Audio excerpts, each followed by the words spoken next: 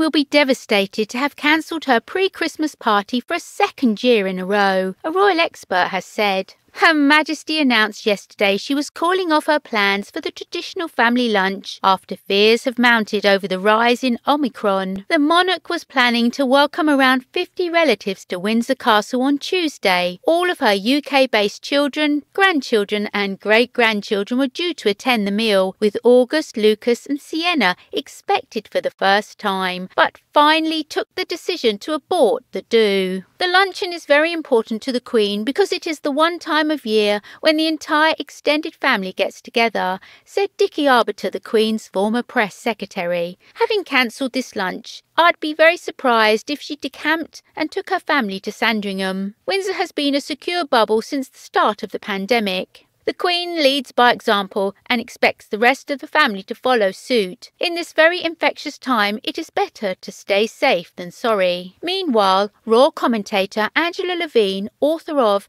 Harry, Conversation with the Prince, says that this will come as a huge blow after having to abandon the party in similar circumstances last year. She wrote on Twitter, "Very sad, but expected news that the Queen, with regret, has cancelled her pre-Christmas party. That's 2 years in a row. Let's hope she stays well and has a small loyal bubble alongside her during Christmas itself. She must be so sad." Many royal fans agreed, with one commenting, "It's really sad and unfair, especially after the government was exposed breaking rules, but she and her family are, once again, showing how to lead by example. Although I think there shouldn't be panic and restrictions like this or a lockdown." Another said that they were more concerned about her upcoming Platinum Jubilee celebrations, writing, "Yes, but I am not fussed. All I want is the most excellent Platinum Jubilee celebration. I am very happy for Her Majesty to conduct matters with an abundance of caution, so it's fine with me, bless her."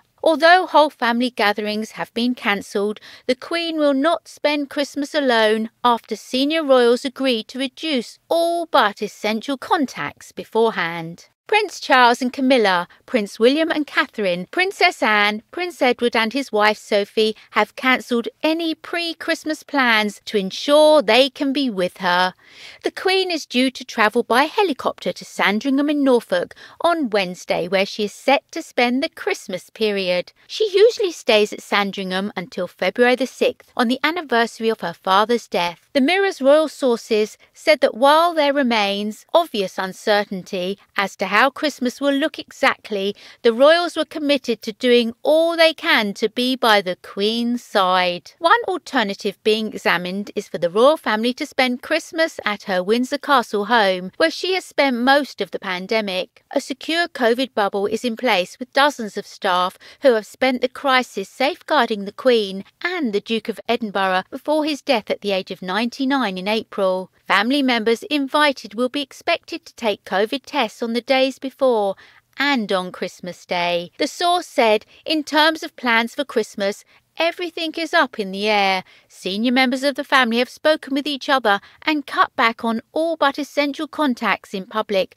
so they are ready to travel to be with the Queen wherever Christmas can take place. As she has acted throughout the pandemic, the Queen will do what she feels is right in the current circumstances, which are ever-changing. Another insider said it is pretty unlikely royal watchers will be invited to gather at Sandringham or Windsor on Christmas Day due to the increased public health risk, but the family could gather even with a reduced guest list. The Cambridges will stay at their Anmore Hall home in Norfolk before Christmas Day, while Charles and Camilla have cleared their diary of public engagements. They will instead privately thank staff next week before they break for the holidays. In her Christmas broadcast to the nation, which was recorded this week, the Queen is expected to herald the indomitable spirit of the British people while heaping praise on frontline health workers. As the pandemic started in 2020, the Queen made only her 5th national broadcast outside of Christmas to evoke wartime memories and reassure those feeling a painful sense of separation from their loved ones to take comfort in the fact, we will meet again. A source says the Queen believes we're very much all in this together